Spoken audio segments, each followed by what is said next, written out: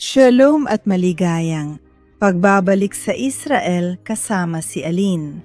Ngayon, pupuntahan natin ang lugar na napabago magpakailanman sa kasaysayan ng Israel. Dahil dito, ilang metro lang mula sa kinaroroonan natin, naroon noon ang Kaban ng Tipan. At mula rito, nawala ito at dinala sa pagkakatapon. Pero hindi ng mga Babilonyo, kundi ng mga Filisteo. Halika, sama ninyo ako kilalanin ng Isbet Sarta, ang biblical na Eben Ebenezer at ang arkeolohiya nito. Kaya kung handa na kayo, simulan na natin.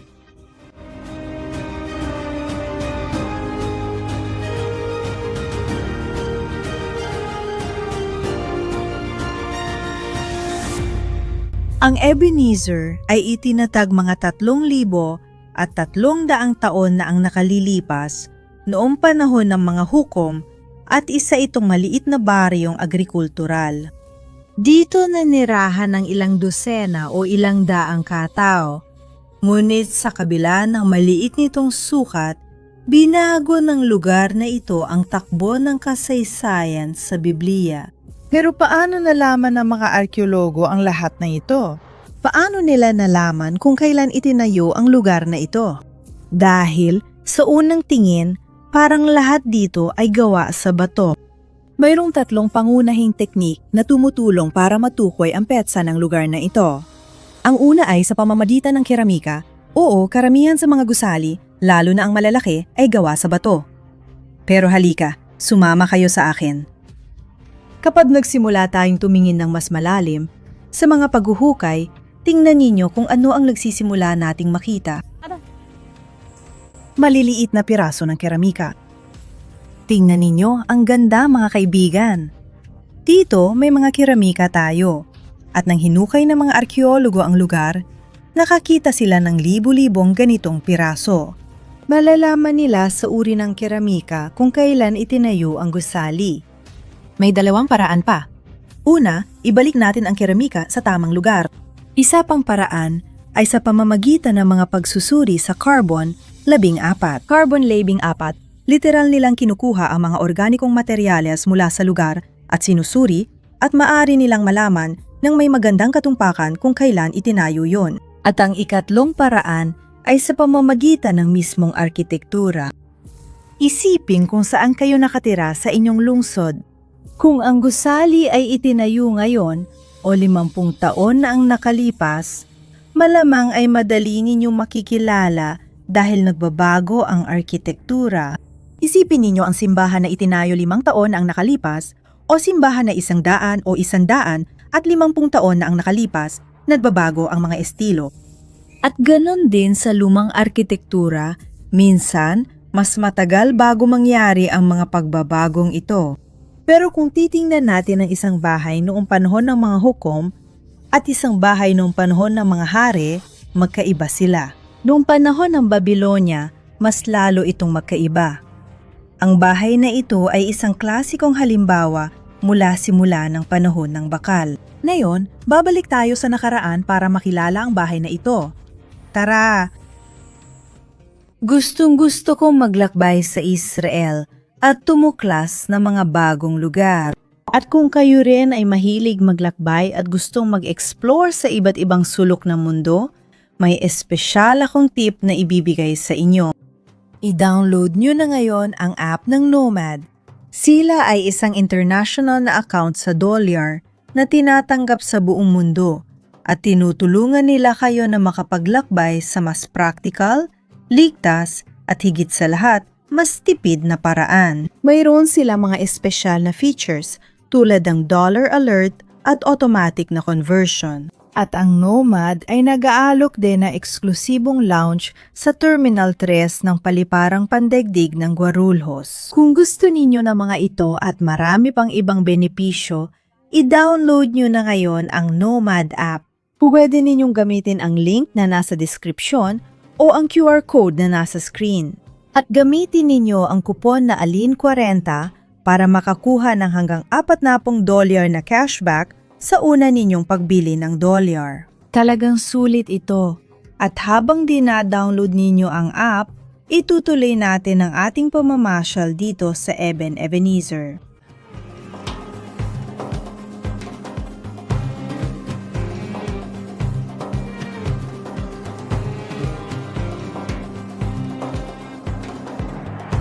Itong klase ng konstruksyon, itong estilo ng arkitektura, ay may pangalan na hindi naman masyadong malihain.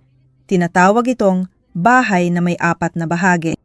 Ang unang bahagi ay ito, isang panloob na patio na bukas sa langit, may isang silid sa bawat gilid at isa pang silid sa likuran.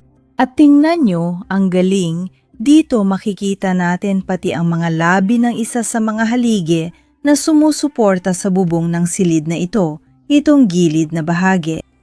Pero siguro ang tanong ng ilan sa inyo ay, nasaan ang natitirang bahagi ng mga pader?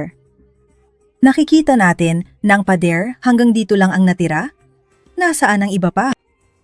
Ang nangyari ay, ang natitirang bahagi ng mga pader ay gawa sa putik na ladrilyo. Kaya lahat ng pundasyon at hanggang dito, kaunti lang lampas 1 metro ay bato. Tapos pataas doon, gawa na sa putik na ladrilyo. At makalipas ang 3,000 taon, matagal nang nawala ang mga putik na ladrilyong iyon. Sobrang tagal na, at ang natira na lang ay maliliit na bakas na tumulong sa mga arkeologo na maintindihan kung anong itsura ng mga pader na ito noong una. At ang bahay na ito, tulad ng lahat ng bahay noong panahong yon, ay may iba't ibang gamit. Siyempre, may mga kwarto kung saan natutulog ang mga tao. May kusina rin sa loob ng bahay.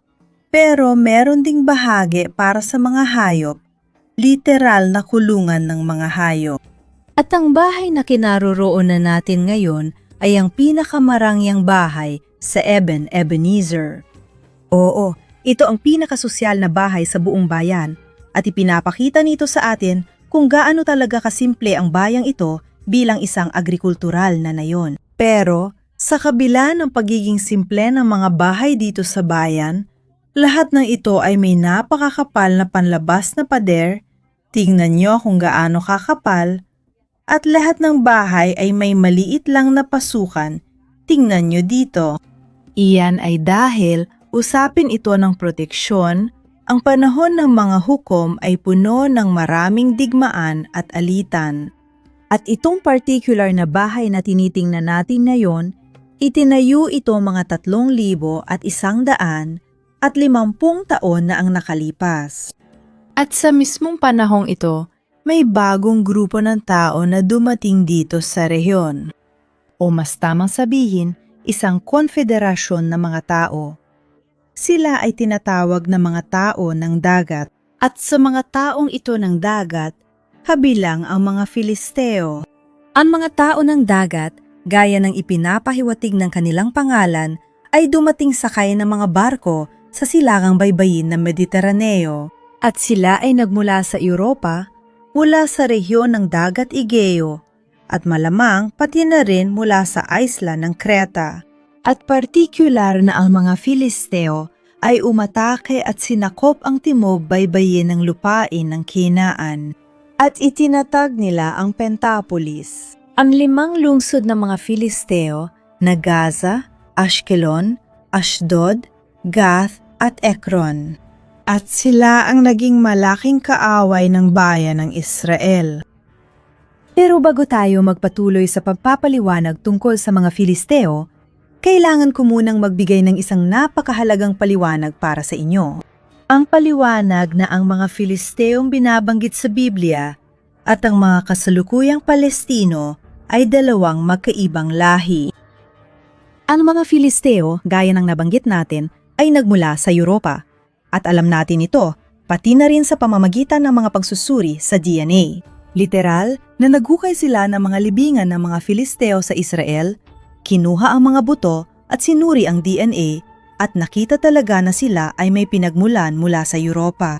Ang mga Filisteo ay mga pagano, may kulturang Egeo at gumagamit sila ng wikang hindi Semitiko. At ang mga Filisteo ay nasakop ng mga Asiryo at pagkatapos ay ipinatapon ng mga Babilonyo. Ibig sabihin nito, mga 2,600 taon na ang nakalipas Sila ay ipinadala sa malalayong lupain at hindi na kailanman nakabalik. At sa mga malalayong lupain na yon, ang kanilang kultura ay tuluyang nawala at sila ay nahaluna sa ibang mga tao. Ibig sabihin, ang mga Filisteo sa Biblia, ang mga matinding kaaway ng bayan ng Israel, ay literal na nawala na sa kasaysayan. At ngayon, ikumpara natin ito sa mga kasalukuyang Palestino. Ang mga Palestino ay nagmula sa mga Arabo. Etniko silang mga Arabo, hindi mga Europeo. Karamihan sa kanila ay Muslim ang relihiyon at dumating sila rito makalipas ang maraming siglo matapos maglaho ang mga Filisteo at ginamit nila ang pangalan ng riyon na minsan ay bahagi ng mga Filisteo. Salamat, Daddy. Nakatira ako sa Jerusalem. Araw-araw akong naglalakad sa parehong kalsada, bato at lupa kung saan naglakad si Haring David. Hawak ko ang lupa mula sa Temple Mount na maingat sinagip ng mga arkeologo noong dekada 90 sa proyekto ng pagsasala. Ang Temple Mount soil lang ang otorisadong mag-verify at magpatunay ng pagiging totoo at pinagmulan nito. Sobrang saya ko, napakaganda at espesyal nito. Pero higit pa ron, napakalalim ng kahulugan nito. May dala akong bihirang piraso ng kasaysayan mula sa pinakabanal na lugar sa Jerusalem. Dadalhin namin ito sa maraming henerasyon. Dapat magkaroon nito ang bawat Kristiyano habang posible pa. Bawat piraso ay may kasamang pirmadong sertipiko bilang patunay na ikaw ay kabilang sa piling may-ari ng ganitong kayamanan.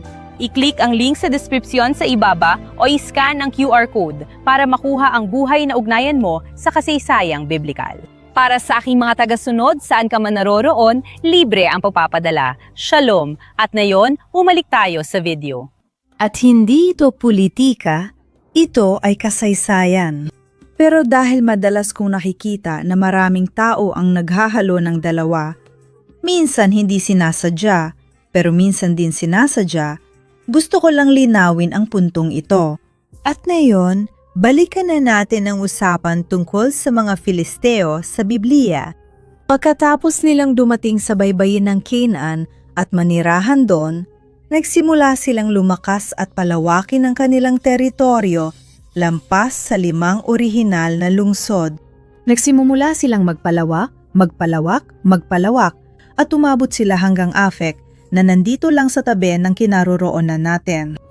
At ang mga tao ng Israel, ilang beses nilang sinubukang pigilan ang pag-abante ng mga Filisteo pero hindi sila masyadong nagtagumpay at ang sitwasyon ay lalong nagiging kritikal. Kaya, noong panahon ng propetang Samuel, dumating ang mahalagang sandali. Kailangang magpasya ng minsanan kung kanino talaga ipinangako ang lupaing ito, sa bayan ng Israel o sa mga Filisteo. At tandaan, narito na ang mga Filisteo hanggang Afek sa tabi natin. At sila ang namamayani sa buong baybayin mula Afek patimog hanggang sa direksyon ng Ehipto. At ang mga tao ng Israel noon ay may kabisera sa Silo. At nagsimula silang magpadala ng mga tropa dito sa hangganan para sa isang malaking labanan na alam nilang mangyayari. Pinili ng Israel ang Ebenezer bilang lugar ng kanilang kampo, bilang pangunahing himpilan ng kanilang mga tropa. Pero ang tanong ay, bakit? Kung titingnan, di naman kahanga-hanga ang lugar. Bakit ito ang napiling lugar? May 2 dahilan. Una, nabanggit na natin, nasa tabi tayo ng Afek. Dito magaganap ang labanan, napakalapit. Kaya gusto nilang magkampo sa pinakamalapit na lugar sa labanan. May isa pang dahilan na lalaman natin mula sa arkeolohiya. Iyan ang gusto kong ipakita sa inyo. Halika, sumama kayo.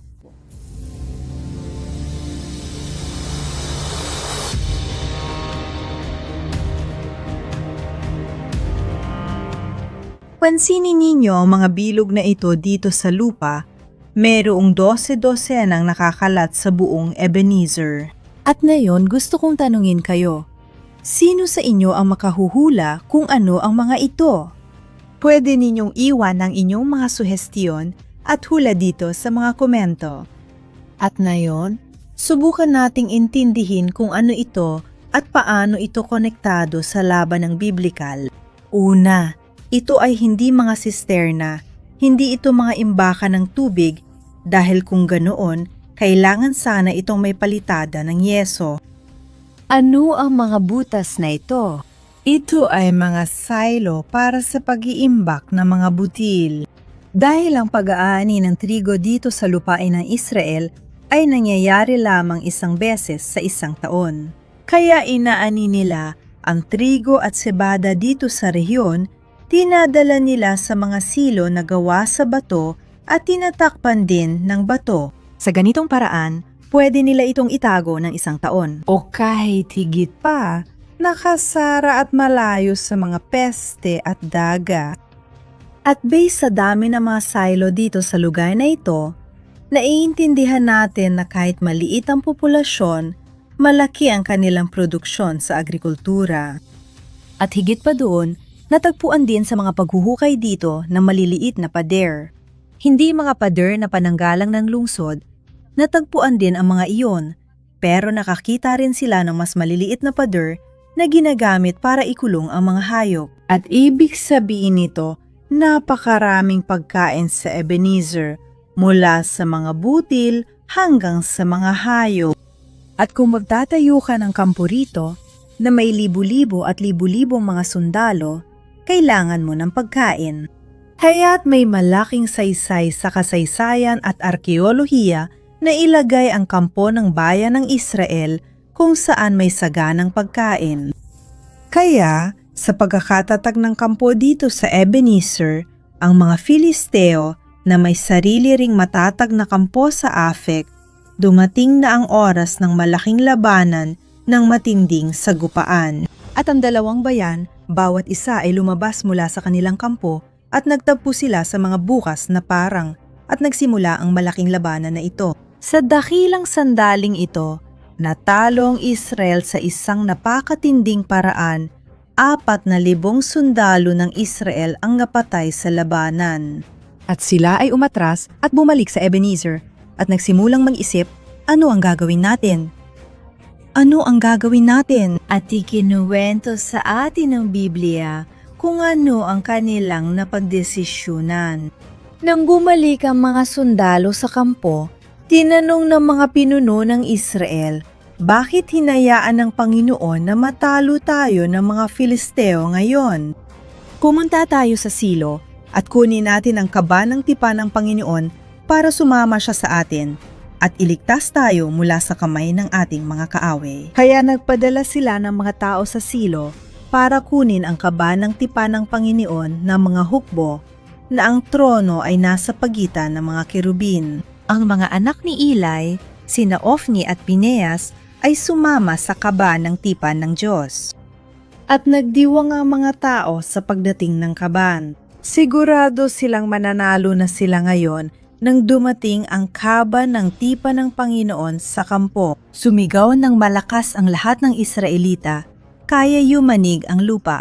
Nang marinig ng mga Filisteo ang mga sigawan, nagtanong sila, anong ibig sabihin ng lahat ng sigaw na yan sa kampo ng mga Hebreo? Nang malaman nilang dinala sa kampo ang kaba ng Panginoon, natakot ang mga Filisteo at nagsabi, dumating na ang mga Diyos sa kampo. Naku, kawawa tayo, hindi pa ito nangyari sa atin noon. May nangyari na bang ganito? Naku, kawawa tayo. Sino ang magliligtas sa atin mula sa mga makapangyarihang Diyos na ito? Sila ang mga Diyos na nagpahirap sa mga Ehipsyo ng iba't ibang uri ng salot sa disyerto. Magpakatatag kayo mga Filisteo, magpakalalaki kayo, kung hindi ay magiging alipin kayo ng mga Hebreo, tulad ng pagkaalipin nila sa inyo noon. Magpakalalaki kayo at lumaban. Ngunit sapat na kaya ito upang matiyak ang tagumpay ng bayan ng Israel. Dahil ang mga tao ay hindi nag-ayuno, hindi nanalangin sa Diyos at hindi nagsisi. Kinuha lang nila ang kaban para gamitin ito na parang isang anting-anting nang walang kasamang anumang iba pa. At pagkatapos, nagkaroon ng ikalawang labanan sa Ebenezer. Sa mismong mga bukiring ito, naganap ang pangalawa at mas malaking labanan. At pagkatapos, ang bayan ng Israel ay nakaranas ng mas matinding pagkatalo. Sa pagkakataong ito, 30,000 sundalo ang namatay. At hindi lang iyon, kabilang sa mga namatay ay sina Ofni at Phinehas, ang mga anak ng punong pari ng tabernakulo sa Silo. At ang mas masaklap pa, ang kaba ng tipan ay ninakaw at dinala sa teritoryo ng mga Filisteo at inilagay sa loob ng templo ni Dagom sa lungsod ng Ashdod. At ang pinakamahalagang natuklasang arkeolohikal sa lahat ng nakita natin hanggang ngayon ay natagpuan mismo sa loob ng Dos Silos at ito ay isang ostrahon. Ibig sabihin nito, isang inskripsyon na ginawa sa piraso ng seramika. Dito, mayroong 103 letra sa sinaunang wikang Hebreo. Isa ito sa mga pinakamatandang inskripsyon sa Hebreo na natagpuan na. At ito ay isang napakamisteryosong inskripsyon. Nahati ito sa 5 linya. Magsimula tayo sa pag-usapan ang nasa pinakailalim. Ang nasa pinakailalim, ang linya ay simpleng alpabetong Hebreo lang. A, B, C, D. Pero dito may kakaiba ng kaunti. Ang alpabeto ay mula kaliwa papuntang kanan. At ang Hebreo ay palaging, kahit noong unang panahon, ay sinusulat mula kanan papuntang kaliwa. Kaya, ang unang misteryo ay kung bakit ang alpabeto ay, masasabi natin, baliktad. At sa tekstong ito, may ilang mga letra rin na nakabaliktad. Literal na nakabaliktad sa maling direksyon at kung bakit, wala talaga tayong ideya.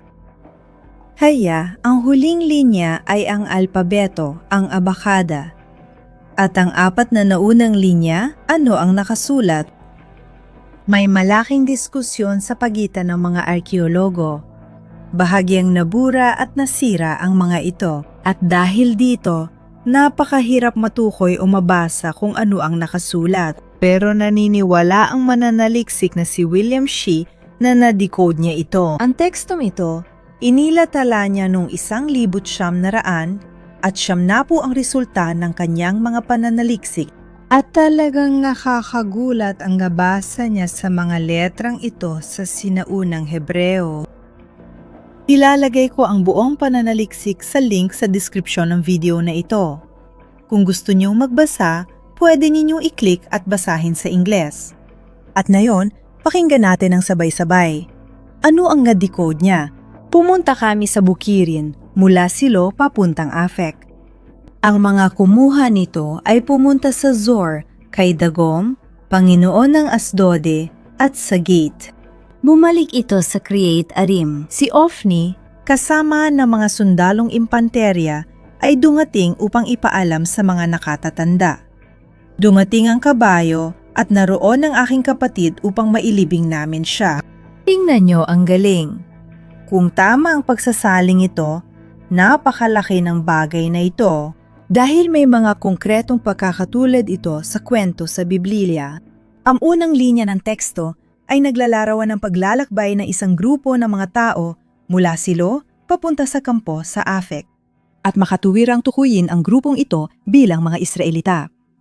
Ang ikalawang linya ay tumutukoy sa isa pang grupo o bayan, ang mga Kitim. Ang terminong ito ay ginagamit para sa mga taong nagmula sa Cyprus. Minsan, ginagamit din ito bilang mas pangkalahatang tawag sa mga taong dumating sa Canaan sa pamamagitan ng dagat. Tulad ng sa kaso ng mga taong nagmula sa dagat, kabilang narito ang mga Filisteo. At nagpapatuloy ang teksto ng dalhin ng mga Kitim ang isang bagay na hindi pinangalanan na pinaniniwala ang kaba ng tipan.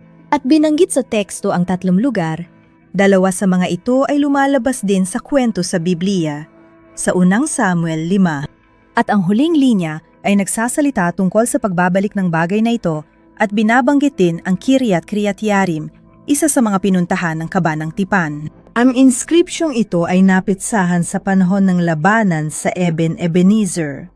Ibig sabihin, kung tama si William Shih sa kanyang interpretasyon ng teksto, ito ang huling ulat tungkol sa kaban ng tipan bago ito kunin ng mga Filisteo.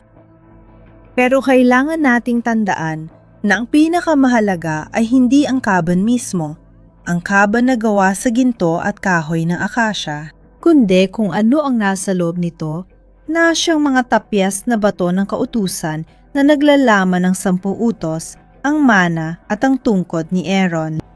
At dinala ng mga Filisteo ang kaban, ang pinakamahalagang bagay sa pagsamba sa Diyos ng Israel, at inilagay ito sa isang paganong templo, ang templo ni Dagon sa Ashdod.